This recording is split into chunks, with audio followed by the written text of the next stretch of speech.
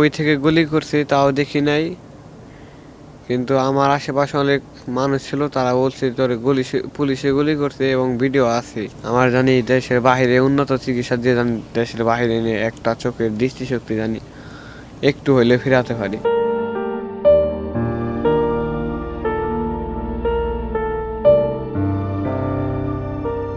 বৈষম্যবিরোধী ছাত্র জনতার আন্দোলনে গিয়ে গুলিবিদ্ধ হয়ে দুচোখ হারানোর বর্ণনা দিচ্ছিলেন হিমেল। চোখের দৃষ্টি ফিরে পেয়ে মমতাময়ী মাকে দেখার স্বাদ তার। যে দেশটাকে স্বৈরাচার মুক্ত করতে গিয়ে মুখ জুড়ে বুলেটের ক্ষত, সেই প্রিয় জন্মভূমিকে দেখার ইচ্ছে তার। দেশের জন্য আমি আন্দোলনে যোগ দিছি, এখন আমি দেশটা স্বাধীন হয়েছে, এখন আমি স্বাধীন দেশটা দেখতে পারতেছি না। আমার মাকে দেখতে ইচ্ছে, কারণ আমি মার জন্য প্রত্যেকটা দিনই কান্না করি। 300-র উপরে গুলি লাগছে আমার ছেলের, গুলি তোমার শরীরে রয়ে গেছে, কিন্তু আমার ছেলের ভালো কোনো চিকিৎসা এই দেশে মানে ট্রিটমেন্ট হয় নেই। গত 4 আগস্ট টাঙ্গাইলের মির্জাপুরে বৈষম্য বিরোধী ছাত্র জনতার আন্দোলনে যোগ দেন গোড়াই ইউনিয়নের লালবাড়ি গ্রামের হিমেল ইসলাম। নতুন লাক্স, যা ত্বককে করে কোমল আর দেয় ব্রাইট গ্লো। ট্রাই করো লাক্স।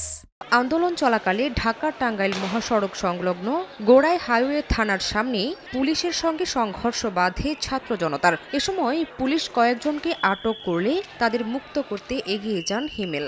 আন্দোলনকারীদের থামাতে গুলি চালায় পুলিশ। সে সময় পুলিশের ছোড়া 300 বেশি ছররা গুলি লাগে হিমেলের চোখ, মুখ, মাথা এবং গলায়। সহযোদ্ধারা তাকে উদ্ধার করে টাঙ্গাইল শেখ হাসিনা মেডিকেল কলেজ হাসপাতালে ভর্তি করেন। সেদিন রাতেই উন্নত চিকিৎসার জন্য তাকে রেফার করা হয় ঢাকা মেডিকেল কলেজ হাসপাতালে। সেখানে 20 আগস্ট পর্যন্ত চিকিৎসা শেষে নেওয়া হয় জাতীয় চক্ষু বিজ্ঞান ইনস্টিটিউট হাসপাতালে। 28 আগস্ট পর্যন্ত তাকে সেখানেই দেওয়া হয় চিকিৎসা। পরে ঢাকার সিএমএইচ হাসপাতালে চিকিৎসা নিয়ে বর্তমানে নিজ বাড়িতে অবস্থান করছে হিমেল। চিকিৎসকরা বলছেন তার দু চোখের দৃষ্টিশক্তি হারিয়ে গেছে।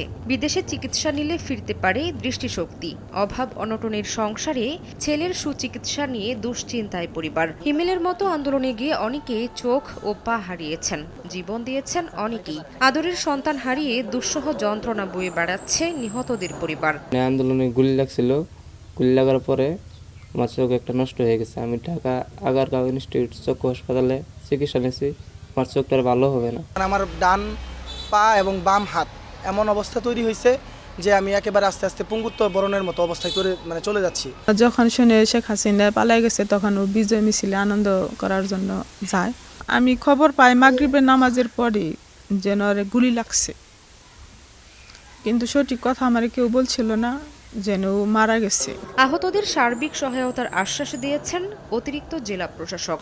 ঢাকা মেডিকেল কলেজ চক্ষু ইনস্টিটিউট, সেখানে আমরা ডিসি স্যার সরাসরি কথা বলে সেখানে যোগাযোগ করে চিকিৎসার ব্যবস্থা করেছেন।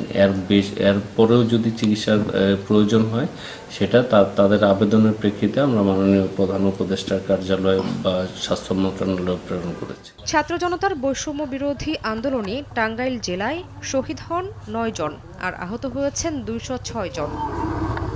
সময় সংবাদ, টাঙ্গাইল।